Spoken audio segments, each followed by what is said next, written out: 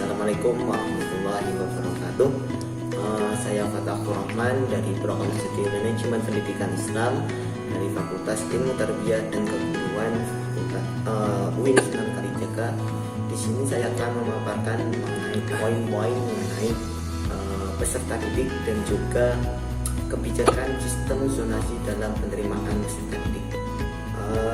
Video ini sebagai tugas untuk memenuhi ulangan tengah semester mata kuliah manajemen peserta didik yang diampu oleh Dr. Anda Hajafi Wijidayati MKT.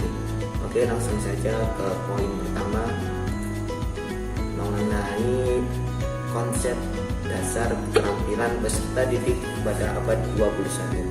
Peserta didik adalah anggota masyarakat yang berupaya mengembangkan potensi dirinya melalui proses pembelajaran baik jalur pendidikan informal, formal, pada jenjang dan jenis pendidikan tertentu.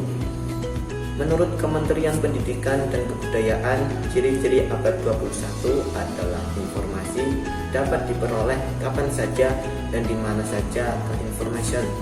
Penggunaan mesin secara sistematis atau rutin berkomputasi mampu menjangkau segala pekerjaan rutin dan bisa dilakukan dari mana saja dan kemana saja. Oke, poin selanjutnya mengenai konsep dasar manajemen peserta didik. Pengertian dari manajemen peserta didik ialah meliputi perencanaan, pemrosesan, penyampaian, pengorganisasian, pemantauan, dan pengaturan semua potensi sumber daya seperti sumber daya manusia, bahan, dan lain-lain dengan tujuan untuk mencapai tujuan akhir organisasi seefektif dan seefisien mungkin. Manajemen peserta didik juga dapat digambarkan sebagai keseluruhan proses kegiatan yang direncanakan sejak awal dan diusahakan oleh seluruh peserta didik dalam pembangunan berkelanjutan. Hal ini akan memudahkan peserta didik untuk mengikuti pembelajaran dalam proses belajar mengajar secara efektif dan efisien nantinya. Mengenai penerimaan peserta didik baru sesuai Permendikbud nomor 17 tahun 2017, TK, SD, SMP, SMA, SMK atau bentuk penerimaan siswa baru lainnya yang sederajat, penerimaan siswa baru lebih baik untuk pelayanan pendidikan. Penerimaan mahasiswa baru bersifat objektif, akuntabel, transparan, dan tidak diskriminatif. Poin selanjutnya mengenai orientasi pengelompokan peserta didik baru. Istilah masa orientasi mahasiswa baru adalah situasi dan kondisi di mana sekolah membekali peserta didik dengan pengenalan kehidupan di lingkungan sekolah. Selain itu, mahasiswa baru juga akan mengetahui institusi lain yang ada di institusi masing-masing selama fase ini. Sedangkan pengertian sistem zonasi adalah reformasi penataan dalam pembagian wilayah sekolah.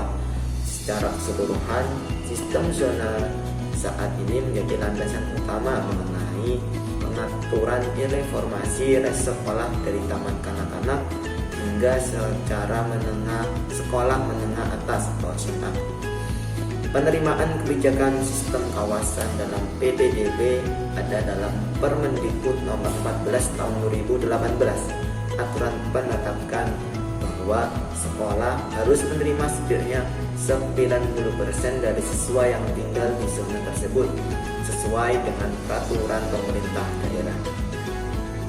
Sedangkan tujuan dari sistem zonasi itu sendiri ialah dibentuknya kebijakan zonasi ialah untuk memeratakan akses layanan pendidikan.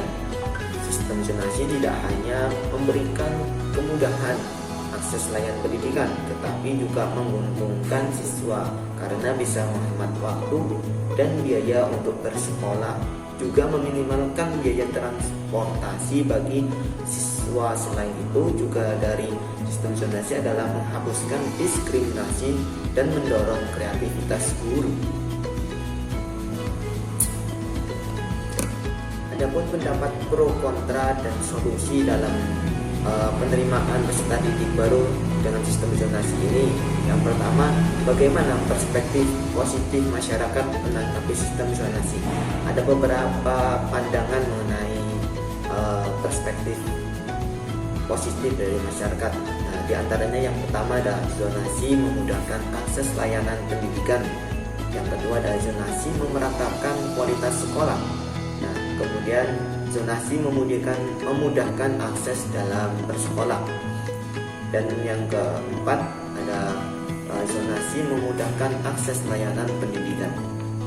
Nah, bagaimana dengan perspektif negatif masyarakat menanggapi sistem zonasi tersebut? Ada beberapa pandangan mengenai perspektif negatif dari masyarakat. Di antaranya sebagai berikut: zonasi menurunkan kualitas sekolah. Yang kedua ada zonasi tidak cocok ditetapkan di tingkat SMA. Nah, yang ketiga, sistem zonasi membatasi siswa memilih sekolah. Nah, itu beberapa perspektif atau pandangan mengenai sistem zonasi, baik itu perspektif positif maupun perspektif negatif. Nah, bagaimana solusi untuk menanggapi sistem zonasi tersebut? Dari saya pribadi, menurut saya pribadi, sistem zonasi ini dipandang bisa efektif apabila disertai pemerataan sarana prasarana pendidikan untuk mendukung pemerataan kualitas pendidikan. Oke, mungkin itu saja pemaparan dari saya mengenai poin-poin tentang peserta didik dan kebijakan sistem zonasi dalam penerimaan peserta didik yang ditetapkan oleh pemerintah. Kurang lebihnya mohon maaf dari saya. Akhirul kalam, wallahu muwaffiq ila aqwamit thoriq. Wassalamualaikum warahmatullahi wabarakatuh.